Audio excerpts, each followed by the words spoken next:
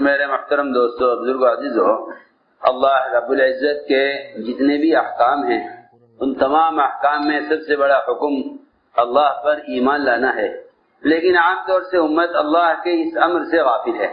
عام طور سے امت اللہ کے اس امر سے غافل ہے۔ سب سے بڑا امر، سب سے بڑا حکم اللہ پر ایمان لانا ہے، اور اس کی وجہ یہ ہے کہ اللہ پر ایمان لائے بغیر نہ کسی عمل پر استقامت ہے، نہ کسی عمل پر اجر ہے، نہ کسی عمل پر وعدوں کا پورا ہونا ہے، یہاں تک کہ اعمال میں اخلاص بھی نہ رہے گا اگر ایمان نہ ہو۔ اس لیے کہ ایک روایت میں ملتا ہے کہ صحابی نے سوال کیا حضور اکرم صلی اللہ علیہ وسلم سے کہ یا رسول اللہ ایمان کسے کہتے ہیں؟ آپ نے فرمایا کہ ایمان اخلاص کو ہی کہتے ہیں، ایمان اخلاص کو ہی ایمان کہتے ہیں۔ تو میں نے عرض کیا کہ سارے احکام میں سب سے بڑا حکم اللہ پر ایمان لانا ہے، لیکن امت اس عام طور سے غافل ہے۔ ان کا خیال یہ ہے کہ ہم ایمان والے پیدا ہوئے ہیں اور ایمان گھرانے میں پیدا ہوئے، لہذا ہمیں ایمان کی کیا ضرورت ہے؟ حالانکہ علم اور ایمان یہ دونوں ایسی چیزیں ہیں کہ اگر کوئی شخص صحابی کے گھر میں بھی پیدا ہو جائے تب بھی ان دو چیزوں کا محتاج ہے، ان دونوں کا محتاج ہے۔ اس لیے کہ روایتوں میں ملتا ہے کہ علم اور ایمان یہ دونوں صفتیں سیکھنے سے حاصل ہوتی ہیں، یہ دونوں صفتیں سیکھنے سے حاصل ہوتی ہیں۔ علم اور ایمان یہ دونوں صفتیں سیکھنے سے حاصل ہوتی ہیں۔ اللہ رب العزت کسی انسان کو دنیا میں، اللہ تعالیٰ کسی انسان کو دنیا میں غیر مسلم پیدا نہیں کرتے، چاہے وہ کسی گھر میں پیدا ہو۔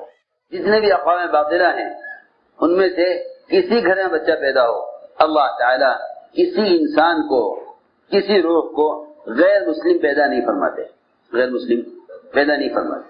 سب مسلمان پیدا ہوتے ہیں، لیکن دو چیزیں علم اور ایمان یہ دونوں ایسے بنیادی فریضے ہیں کہ ان دو فریضوں کو سیکھے بغیر کسی عمل کا اعتبار نہیں ہے، اور لوگ ان دو فریضوں سے غافل ہیں، علم اور ایمان۔ ان دونوں کو سمجھنا چاہیے کہ علم اور ایمان کیا ہے۔ پہلی چیز تو میں نے عرض کیا کہ سب سے بڑا فریضہ ایمان ہے کہ اس کے بغیر چار چیزیں حاصل نہیں ہوتی۔ لوگ یہ چاہیں کہ یقین کے بغیر عمل پر وعدے پورے ہوں، یہ بھی ممکن نہیں ہے، کیونکہ جو ایمان کے بغیر وعدے پورے کرنے چاہیں گے وہ اللہ تعالیٰ کے سامنے اپنا عمل نہ پیش کریں گے جس سے اللہ تعالیٰ کے وعدے پورے ہوں، بلکہ وہ اللہ تعالیٰ کے سامنے اپنے اسباب پیش کریں گے جس میں چاہیں گے کہ اللہ تعالیٰ کی قدرت سے سبب کے ذریعے کام ہو جائے۔ کیا بتاؤں، لوگ اللہ تعالیٰ کی قدرت کو تسلیم کرتے ہیں مگر اسباب کے واسطے سے تسلیم کرتے ہیں، یہ ایمان نہیں ہے، یہ ایمان نہیں ہے۔ اللہ کی قدرت کو اسباب کے واسطے سے تسلیم کرنا، اے اللہ تو فلاں ذریعے سے یہ کر دے، اے اللہ تو فلاں ذریعے سے یہ کر دے۔ اللہ کی قدرت کو اللہ کے بنائے ہوئے ذرائع پر موقوف سمجھنا قدرت کا انکار کرنا ہے۔ اللہ اکبر۔ اللہ کی قدرت کو اللہ کے بنائے ہوئے ذرائع پر موقوف کرنا یہ قدرت کا انکار کرنا ہے۔ جبرائیل بنے ہوئے ہیں، اگر یوں بھی کہے اے اللہ تو فلاں تو جبرائیل کے ذریعے یہ کر دے، تو جبرائیل کے ذریعے یہ کر دے، اس کا مطلب یہ ہوا کہ اس نے اللہ تعالیٰ کی قدرت کو جبرائیل کے تابع کر دیا۔ یوں نہ کہو اے اللہ تو جبرائیل کے ذریعے یہ کر دے، اس لیے کہ سب سے بڑی مخلوق جبرائیل، اگر اللہ سے ہونے کے لیے جبرائیل کو بھی ذریعہ سمجھا، اللہ سے ہونے کے لیے جبرائیل کو بھی ذریعہ سمجھا، تو اس نے خالق کے اختیار کو مخلوق پر موقوف کر دیا، خالق کے اختیار کو مخلوق پر موقوف کر دیا۔ اور یاد رکھنا یہ بات کہ خالق کے مخلوق کا اختیار اور مخلوق کے محتاجگی سب کی برابر ہے۔ جتنا جبرائیل جتنے محتاج ہیں، چونٹی بھی اللہ کی اتنی ہی محتاج ہے۔ یہ خیال نہ کرنا کہ چونٹی زیادہ محتاج ہے اپنے ذوق کی وجہ سے بنسبت جبرائیل کے۔ چونٹی اور جبرائیل دونوں کے دونوں برابر محتاج ہیں، اپنی محتاجگی میں ایک دوسرے سے آگے نہیں، دونوں برابر محتاج ہیں اللہ کے سامنے، دونوں برابر محتاج ہیں۔ تو میں نے عرض کیا کہ جتنے بھی مادی ذرائع ہیں لوگ اللہ کے سامنے ان ذرائع کو پیش کرتے ہیں اپنے مسائل کے حل کے لیے، اے اللہ تو فلاں ذریعے سے یہ کر دے۔ تو میں نے عرض کیا کہ چار چیزیں ایسی ہیں ایمان کے بغیر حاصل نہیں ہو سکتی۔ جتنے وعدے عمل پر ہیں وہ یقین سے برے ہوں گے۔ یہی وجہ ہے کہ اللہ کے وعدوں کے تذکروں سے تینوں چیزوں میں اضافہ ہوتا تھا، کیونکہ 3 قسم کے لوگ تھے آپ کے زمانے میں، ایمان والے اور منافقین اور کفار۔ ایمان والے اور منافقین اور کفار، یہ 3 قسم تھی، یہ 3 قسمیں تھیں۔ ان تینوں قسموں میں اضافہ ہوتا تھا اللہ کے وعدوں کے تذکروں سے۔ سنو غور سے، ایمان والے وعدے سنتے تھے تو ان کے ایمان میں اضافہ ہوتا تھا، ان کے ایمان میں اضافہ ہوتا تھا۔ انہی وعدوں کو منافقین سنتے تھے تو انہی وعدوں کے سننے سے ان کے نفاق میں اضافہ ہوتا تھا، اور انہی وعدوں کو کفار بھی سنتے تھے تو ان کے کفر میں اضافہ ہوتا تھا، ان کے انکار میں اضافہ ہوتا تھا۔ عجیب بات ہے، مسلمان نے اس چیز کو چھوڑ دیا جس سے خود مسلمان میں اللہ کے وعدوں کے یقین میں اضافہ ہوتا، اور نفاق اپنے حد کو پہنچ جاتا شک کر کے، اور کفر اپنے حد کو پہنچ جاتے انکار کر کے۔ مشکل یہ بڑی پیدا ہوئی کہ مسلمان بھی غیروں کی طرح مادی شکلوں کو سامنے رکھ کر چلنے لگا۔ اب تذکرے اللہ کے وعدوں کے نہیں ہیں، اب تذکرے اس کے ہیں کہ کس سبب پر اللہ نے کس حاجت کو موقوف کیا ہے، کس سبب پر کس حاجت کو موقوف کیا۔ میں عرض کرنا چاہتا تھا کہ جب وعدوں کے تذکرے نہ ہوں گے تو پھر چیزوں کا یقین وعدوں پر غالب آ جائے گا۔ جب چیزوں کا یقین وعدوں پر غالب آئے گا تو اعمال مغلوب ہوں گے، اسباب غالب آئیں گے، اعمال مغلوب ہو جائیں گے اور اسباب غالب آ جائیں گے۔ اسباب کا غالب آ جانا کیا ہے؟ اسباب کا غالب آ جانا یہ ہے کہ حاجت کے وقت سب کا خیال پہلے آئے عمل سے۔ بہت توجہ سے بات سننا، اسباب کا غالب آ جانا اور اعمال کا مغلوب ہو جانا یہ ہے کہ جب اللہ تعالیٰ حاجت پیدا کریں تو اس کو پہلا خیال سبب کا آوے۔ جب اسباب سے حاجت پوری نہ ہو تو پھر یہ حاجت کو عمل کے ذریعے پورا کرائے، یہ ہے اسباب کا غالب آ جانا۔ اس لیے کہ جس چیز کو انسان مقدم کرے اپنی حاجت میں اسی کا اس کو یقین ہے۔ اگر مقدم کرتا ہے عمل کو تو عمل پر یقین ہے، اگر مقدم کرتا ہے سبب کو تو سبب پر یقین ہے۔ ہر آدمی اپنے بارے میں خود فیصلہ کر سکتا ہے کہ اس کا یقین عمل پر ہے یا سبب پر ہے۔ میں نے عرض کیا کہ وعدے اس لیے مغلوب ہیں، وعدوں کے تذکرے نہیں ہیں۔ حضور اکرم صلی اللہ علیہ وسلم نے صحابہ اکرام کو ایمان اس طرح سکھلایا کہ جب بھی اسلام اور مسلمانوں پر کسی طرح کا خطرہ آتا تھا، جب بھی اسلام اور مسلمانوں پر کسی طرح کا خطرہ آتا تھا اور حالات ہر طرح سے تنگ ہوتے تھے تو ایسے موقع پر حضور اکرم صلی اللہ علیہ وسلم اپنے صحابہ کو اللہ کے وعدے یاد دلاتے تھے۔ آپ دیکھیں گے غزوات میں، اور آپ دیکھیں گے حضور اکرم صلی اللہ علیہ وسلم کے آپ کے تعلیم کے حلقوں میں کہ جہاں حالات جتنے خراب ہوئے وہاں اپنے صحابہ سے اتنے ہی اونچے وعدے کیے۔ سننے کی بات ہے، جہاں حالات جتنے خراب ہوئے وہاں آپ نے صحابہ سے اتنے ہی اونچے وعدے کیے۔ کیسے عرض کروں، ہمارا سب کا حال یہ ہے، ہم دیکھیں گے حکومت کیسی ہے تاکہ مسلمانوں کے حالات کب اندازہ کیا جا سکے کہ یہ اس دور میں مسلمانوں کے حالات اور مسلمانوں کے مسائل کا کیا ہوگا۔ وزیر مالیات کون بنا، وزیر صحت کون بنا، وزیر جنگلات کون بنا، گویا کہ مسلمانوں کے سارے مسائل کو حکام پر ایسے تقسیم کر دیں گے مسلمان جیسے دور جاہلیت میں کفار اپنی حاجتوں کو بتوں پر تقسیم کرتے تھے۔ کس کی خوشامد کرنے سے کون سا مسئلہ حل ہوگا، میں کیسے سمجھاؤں۔ حضور اکرم صلی اللہ علیہ وسلم یہ دیکھتے کہ جب حالات انتہائی خطرے کے، تنگی کے اور فاقے کے اور خوف کے یہ حالات ہوتے تو آپ صلی اللہ علیہ وسلم کفار و منافقین کے سامنے بیان فرماتے کہ اللہ تعالیٰ کے وعدے اس وقت کیا ہیں۔ خندق کے حالات دیکھو، سردی بہت، خوف بہت، سردی بہت، خوف بہت، دشمن سے حفاظت کے لیے خندق کی کھدائی ہو رہی، دشمن سے حفاظت کے لیے خندق کی کھدائی ہو رہی۔ بھوک کا حال یہ کہ سب کے پیٹ پر ایک پتھر، حضور اکرم صلی اللہ علیہ وسلم کے پیٹ پر 2 پتھر، خوف کا یہ عالم، بھوک کا یہ عالم، سردی زیادہ۔ ان سارے حالات میں منافقین نے دیکھ لیا کہ کسی بھی طرح یہ تو کامیاب ہونے والے نہیں ہیں، وہ ایک ایک کر کے نکلنے لگے۔ ایسے حالات میں حضور اکرم صلی اللہ علیہ وسلم نے آپ نے فرمایا کہ اللہ رب العزت نے قیصر و کسریٰ کے محلات کو فتح کر دیا. جو چند مٹھی بھر کفار سے مقابلے کے لیے پریشان ہو رہے، وہ ایسے موقع پر قیصر و کسریٰ اس زمانے کی سب سے بڑی بادشاہت تھی، ان کے مغلوب ہونے کی خبر صحابہ کو سنا رہے.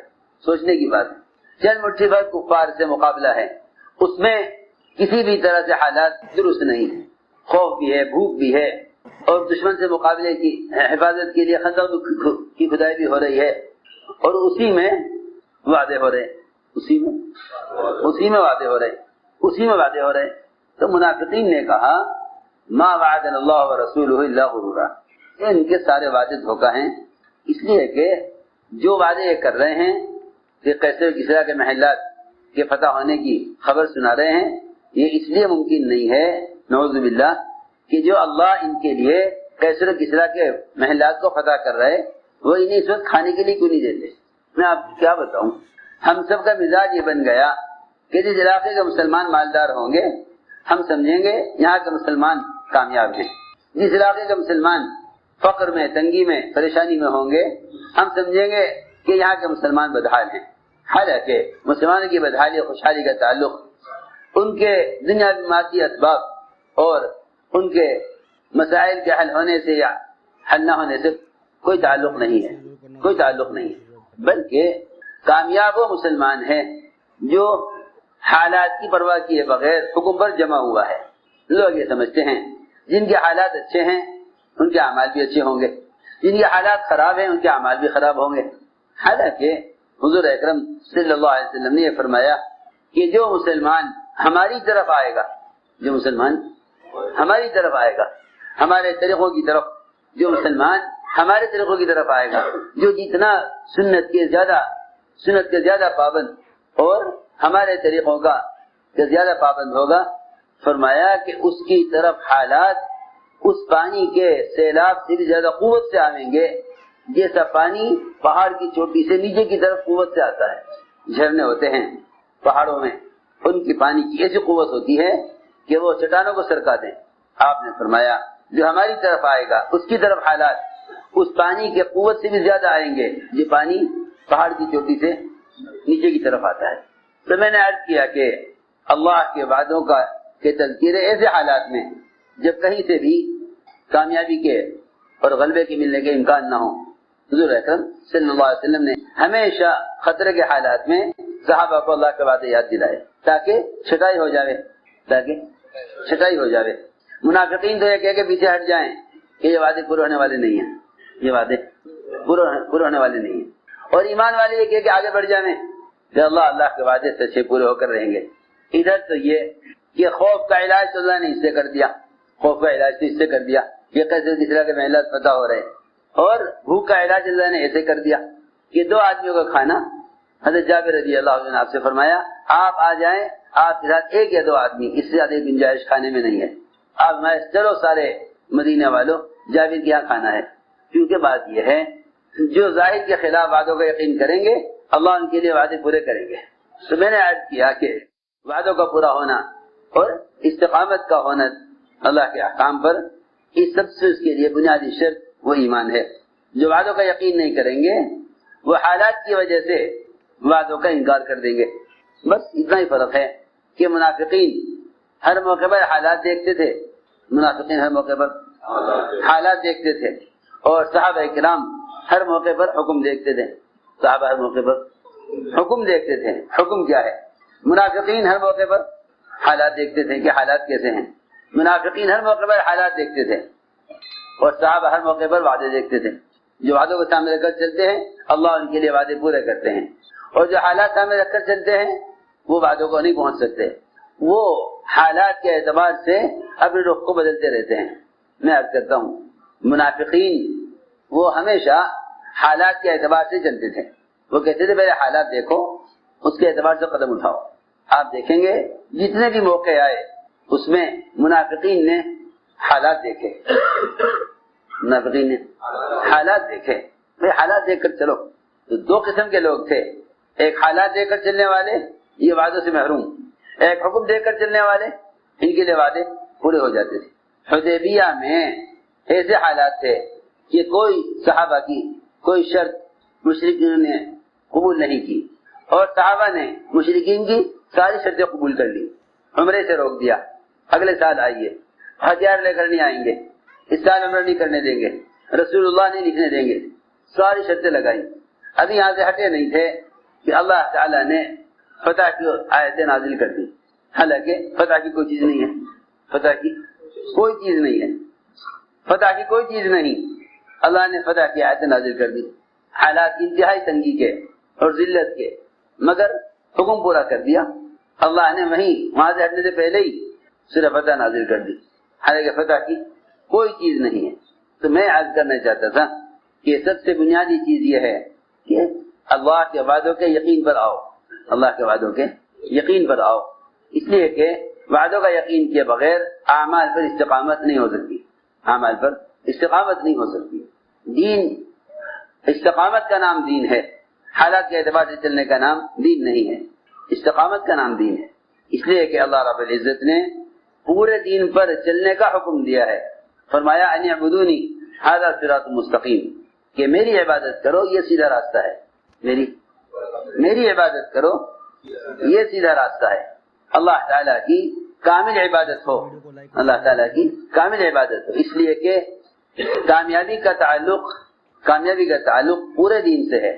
یہ خیال غلط خیال ہے کہ جتنا فیصد دین ہوگا اتنی فیصد کامیابی ہوگی، یہ خیال غلط خیال ہے، جتنا فیصد دین ہوگا اتنی فیصد کامیابی ہو، یہ خیال غلط خیال ہے۔ دین ایک ایسا کارخانہ ہے کہ اگر اس کا ایک پرزہ بھی کم ہو گیا، اس کا ایک پرزہ بھی کم ہو گیا تو اس کا کارخانہ چلے گا نہیں۔ پوری مشین کا معطل ہو جانا ایک پرزے پر۔ ہم گئے ایک صاحب کے کارخانے میں، گزرتے ہوئے عصر کی نماز پڑھی، ایک مشین 6 مہینے سے بند پڑی ہوئی، یہ کیوں نہیں چلتی؟ کہنے لگے جی دعا کرو، یہ بہت اس کے بند ہونے سے بڑا نقصان ہو گیا، بہت بڑی مشین، اس کے بند ہونے سے بڑا نقصان ہو گیا۔ بتایا کہ 3 مہینے میں 20 کروڑ روپے کا نقصان ہوا۔ میں نے کہا کیوں، یہ کیوں نہیں چلتی؟ انہوں نے ایک بہت چھوٹا پرزہ دکھلایا ہاتھ میں لے کر کہ اس کا یہ پرزہ خراب ہو گیا، اس کی وجہ سے یہ پوری مشین بند ہے، اور یہ پرزہ کسی ملک سے آئے گا، وہ لگے گا تب یہ چلے گی۔